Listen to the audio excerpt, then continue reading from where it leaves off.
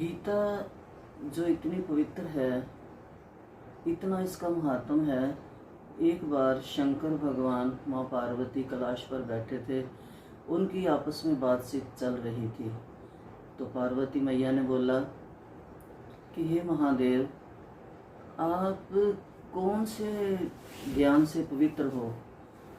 आपके अंदर क्या ऐसी चीज़ है जो पवित्र हो, जिससे लोग, संसार के लोग आपको शिव कर पूजते हैं और आपका पूजन करते हैं, मंगल कामनाएं करते हैं आपसे, आप उनकी कामनाएं पूर्ण करते हो।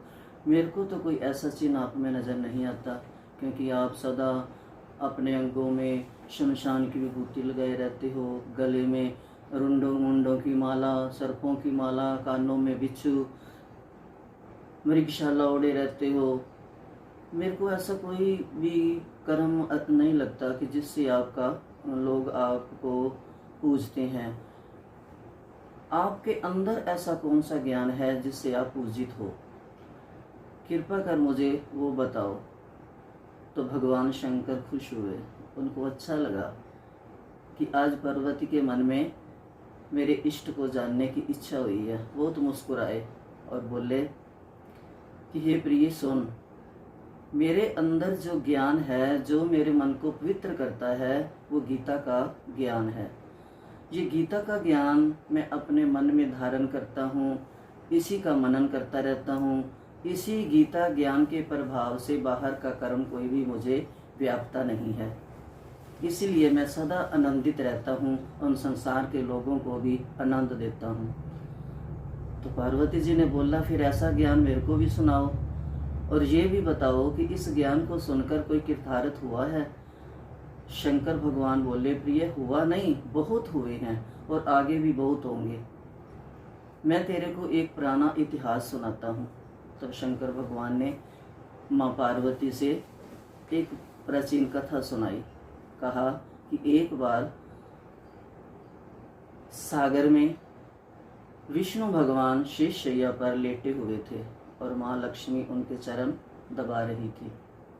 चरण दबाते दबाते माँ लक्ष्मी ने विष्णु भगवान से पूछा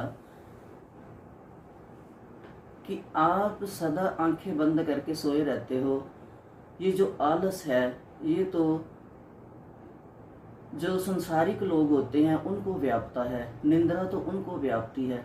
आप तो वासुदेव हो, विश्वेश्वर हो, ये आपको क्यों आलस निंद्रा व्यापती है? आप हमेशा सोए रहते हो।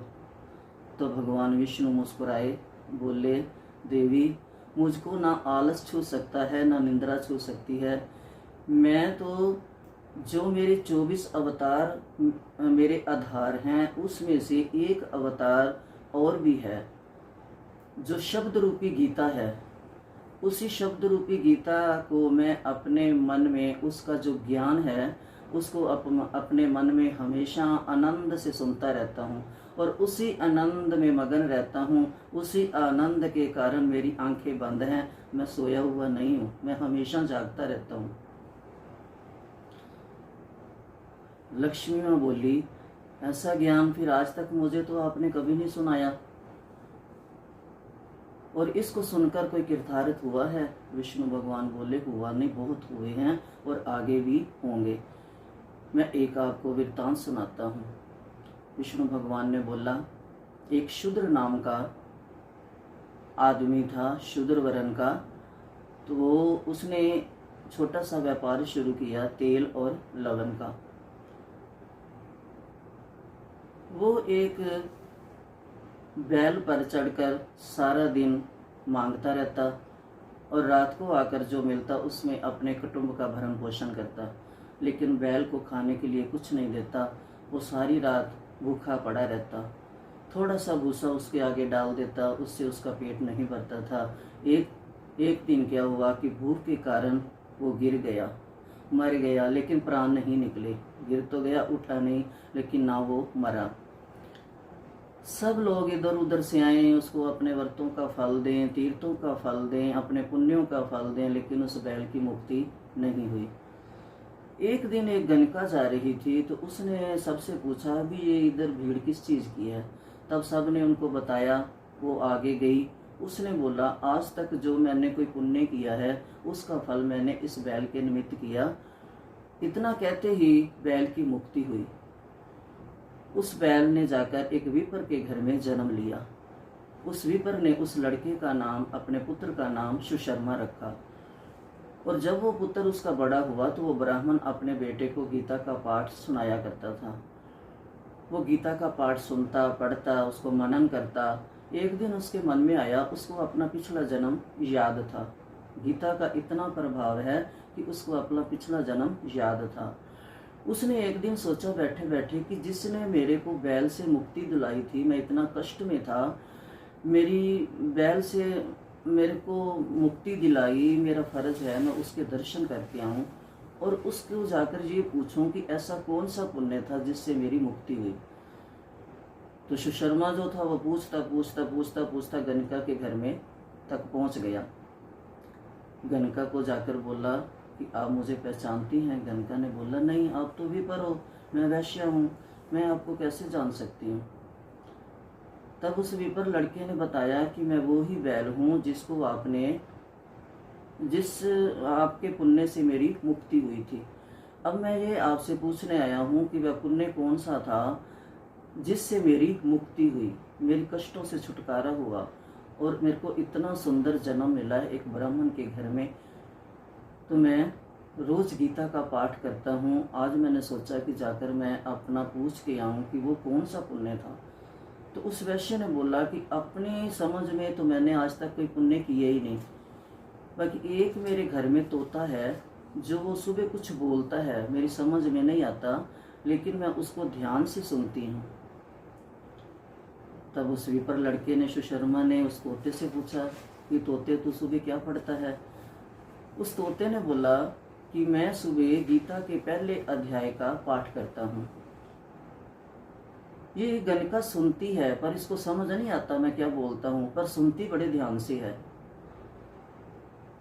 तब उस विपर ने बोला कि तेरा, वो कहता भी मैं जो मेरा, उस तोते ने अपनी सारी कथा सुनाई कि मैं पहले एक ब्राह्मण के घर में था, एक फंदक मेरे को पकड़ कर ले गया। फंदक से एक ब्राह्मण ने एक फंदक मेरे को पकड़ कर ले गया, तो उसने इस विपर को मोल दे दिया, बेच दिया। इस विपर के घर एक दिन चोर आए, उनको कुछ मिला नहीं, वो मेरा पिंजरा ही उठाकर ले गए। उन चोरों की ये जो गणिका थी ये मित्र थी, तो मेरा पिंजरा जो इस गणिका को दे दिया। मैं गीता का पाठ करता हूँ, ये सुनती है, इसके समझ में कुछ नहीं आता। तब सुशर्मा ने बोला कि मैं भी तेरा उद्धार करता हूँ। विपर ने उनको अपने पुण्य का फल दिया और तोते की मुक्ति हुई। जब तोते की मुक्ति हुई तो विष्णु भगवान कहते हैं कि हे लक्ष्मी, ये पहले अध्याय का फल है, जिसको बिना समझ, उसको समझ भी नहीं आती थी वैश्या को, उसने सिर्फ ध्यान से सुना तो इसको इतना बड़ा फल मिला। उस गणिका ने उसके बाद अपनी वृत्ति को त्याग कर भगवान की भजन में लगा दिया और हर सुबह स्नान करती, गीता का पाठ करती, भजन करती, और गीता पढ़ने से उस वैश्य का इतना सुंदर जीवन बना कि उसको सब लोग पूजने लग गए। विष्णु भगवान कहते हैं, हे लक्ष्मी, ये गीता के पहले अध्याय का महात्म का फल है। कितना महात्म है, अगर कोई इस गीता को ध्यान से पढ़ेगा, सुनेगा, सुनाएगा तो उसका कल्याण होगा। ये जो श्रीमद् भगवद गीता है, ये एक परम गुहु रहस्य है, विशेष रहस्य है।